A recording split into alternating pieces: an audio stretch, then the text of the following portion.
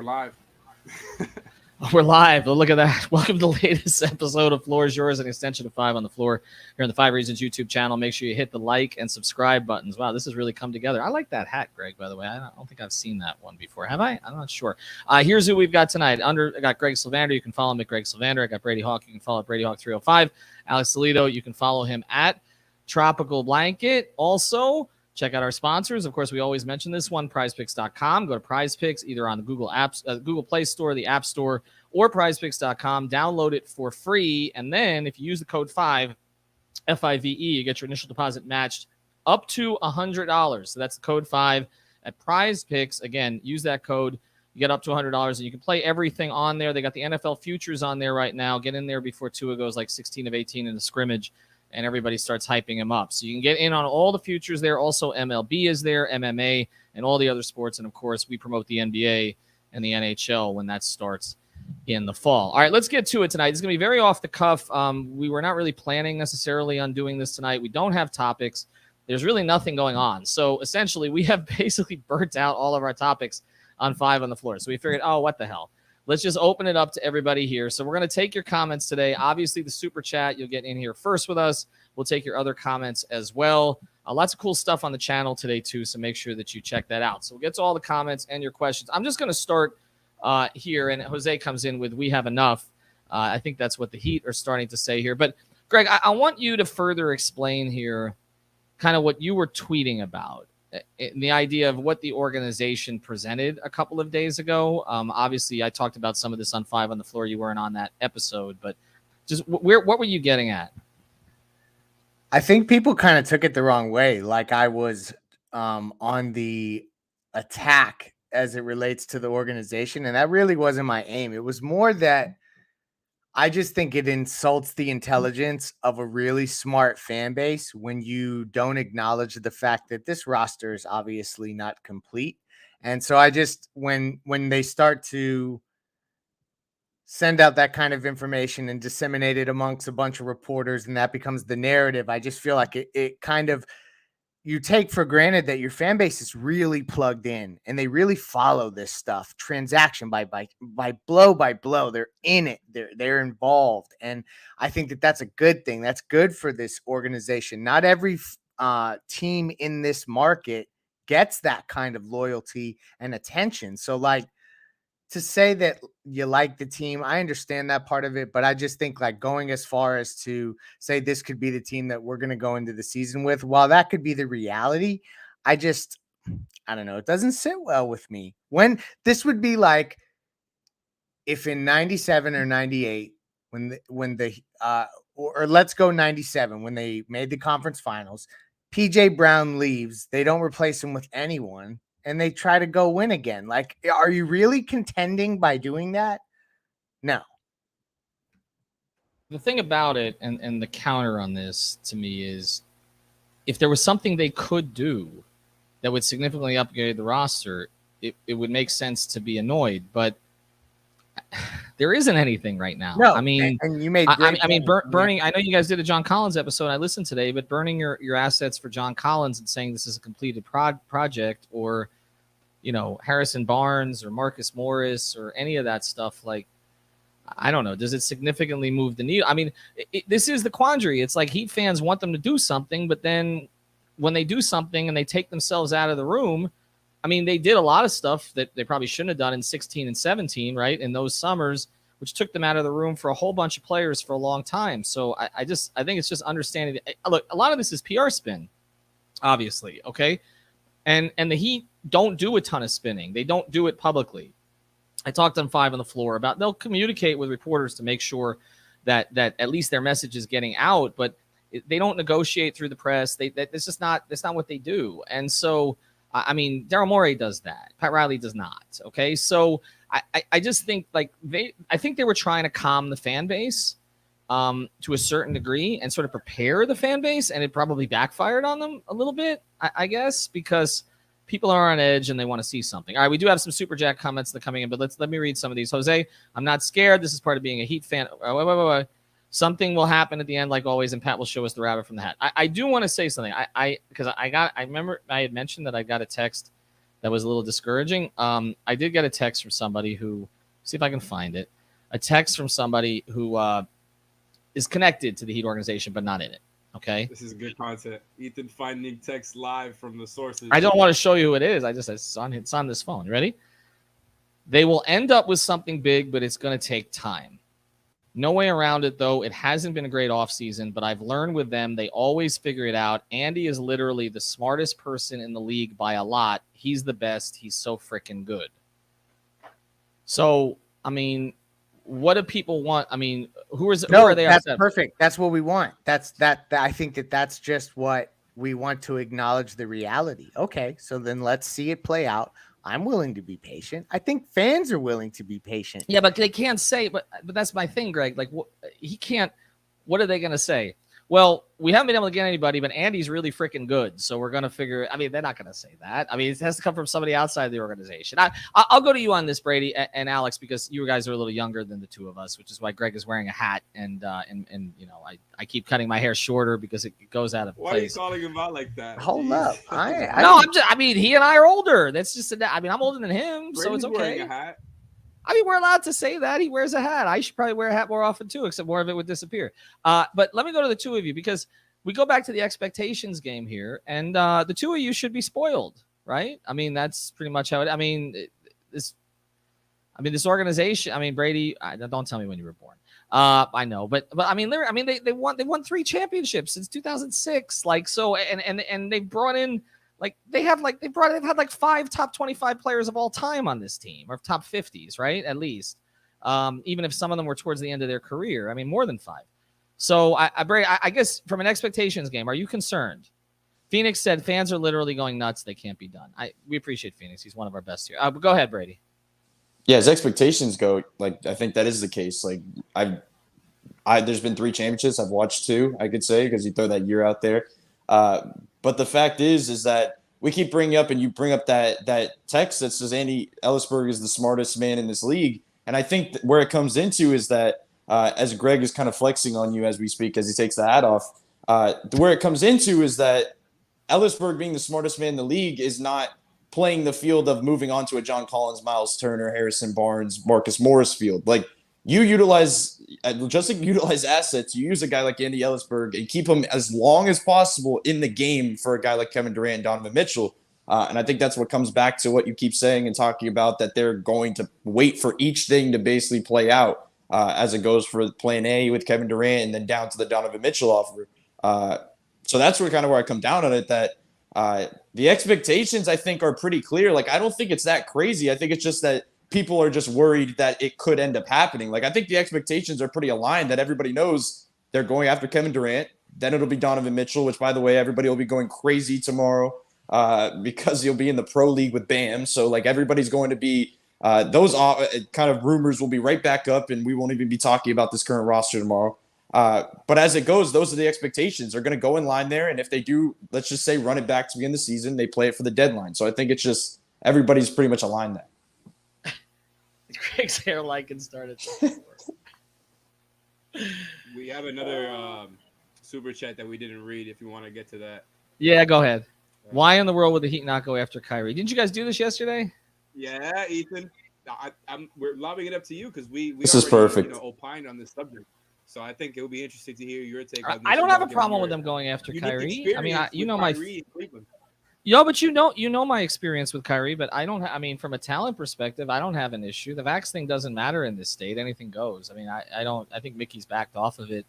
The fact that he puts the individual before the team, which is something Barry's been pushing. I mean, I don't know. They've dealt with worse than that. I feel like You sound excited to cover him again. No, I don't want to. I don't. I will say, like, I told you about that experience I had when he was here, and I sometimes will go to the road locker room, and it's more interesting sometimes in the Heat, specifically with Kyrie, because Kyrie just turned it into the most tense. Like, it felt so crowded in there. I was starting to feel claustrophobic because of how thick that tension was in there, with the way that he was going back and forth with reporters. It was getting personal. So, like, that whole thing, that whole like dynamic with the media would be interesting. I just don't know if it would happen here with the guys that we have in the room, right? Like, who's he gonna go back and forth with? I don't know. Maybe. Oh my Maybe. God. Oh no. Okay. But Hold it's on not a the New second. York media, right? Where people are, I, they're I, just poking at him to like make him mad. no, Way they no, were. but no, but There's let's no just move vaccine on. questions anymore. No, but let's just move on because I just want to think, and I love you, Ira. If you're watching, I know you're not, but if it's one of like Ira's 5-part multiple choice questions and Kyrie is trying to follow them to the, that's not gonna. That's going to be great. I think Ira would acknowledge not gonna that go that very would be well. great. You know, I've never really had a problem with an NBA player until him that I knew of. And literally, I've been covering the league since '96. Did he go back I and never- forth I- with reporters a lot in Cleveland? Did you have like a Spo Jimmy moment with him? Like what? No, what, it's just gonna I just fight gave up me? asking. Like one I of just those kind of moments. no, I just gave up asking him questions because it was just he was just everything is That's everything. weird. He just wants to contradict you on everything. It's just got it, That's exactly what was Players going never on. shut Ethan down. That's weird. it was just no, but he was Kevin Love didn't like me either. I don't know what it was. It was Cleveland. I didn't want to be there. I think that's part of it. I was in a bad mood, They and felt I was it. perceived as LeBron's guy, and there was You were all this liking my tension. Capri Sun tweets back then as Lefty Leif. You know it. We're finding out you were the problem. You're slowly going through the entire Cleveland roster that they each one hated you. Yeah, that's true. I hung out with JJ and Mike Miller a lot. Here we go. All right, so let's get to a couple others. Let's throw up some more questions here. We'll just shoot through them. We only got about 9 minutes left. I'd love to know why there's no love for your starting. There has been some love for him. Alex, I'll let you jump in. It's funny that you go to me here, but look, man, I think that's going to be something that they experiment with during the season. I wouldn't be surprised. Now, how long that experiment lasts is up for debate, right? Because if it doesn't go well, if Yurt looks particularly slow out there on defense, playing next to Bam, and specifically if he's not hitting enough jump shots, because that's really what he's got to do out there. Specifically, if Bam is going to continue to not really take those open shots, other than the occasional mid-range jumper, Yurt has got to be a shooting threat, and I'm very skeptical that he's that guy. I know he's kind of flashed it here and there in his career, but he hasn't done that here, and he hasn't done it on high volume either. So, there'll be an experiment, and I'm open to the experiment if this is with the roster the way that it stands. I just don't know how long it lasts. Let's throw a couple more up here. We're just going to go around the horn here. Our coach don't care. He'll play Vincent at the 4 if necessary. But if it's Vincent or Greg's hairline. By the way, people are telling you to put your hat back on. I think you look fine. There's no issue with this whatsoever. What This is it about has it? been my hairline since 3rd grade? Like, it's Yeah, the right. same. I have a big forehead. I had a great head of hair, and I don't know what the hell happened to it. All right, Van Lee, do people watch these podcasts in their do players watch these podcasts in their downtime?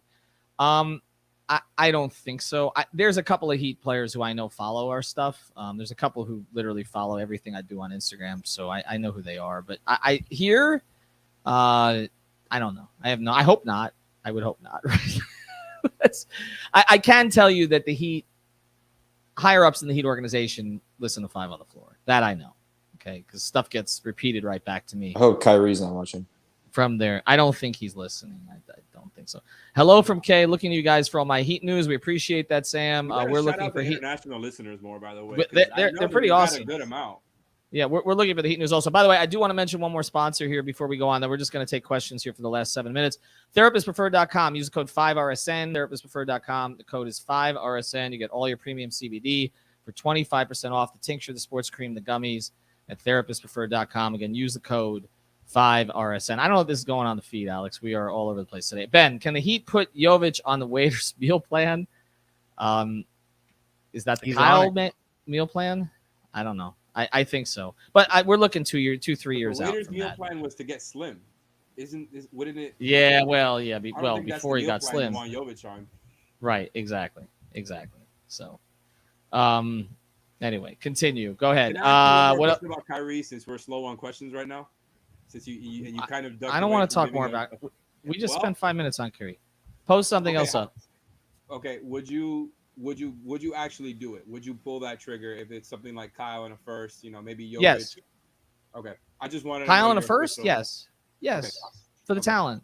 Yes. But I think that's a debatable one, even if people want to make that. I don't so think that's simple. debatable. Kyrie can still turn a corner. Okay. And they need a scorer more than they need a distributor, in my opinion. So, right? Ray, do you agree with that? And my question is, the Heat know there are better offers out there than theirs. They're doing anything outside of this team to improve their offers. I mean, they were trying to accumulate picks. That's what they were trying to do so that they can improve their offers. So you have to coordinate a bunch of those trades to bring in the additional picks, and then you could potentially make a trade. But, the problem is, again, that the Nets are so far away from where anybody else is right now that it does look like a take a guy into the season type situation.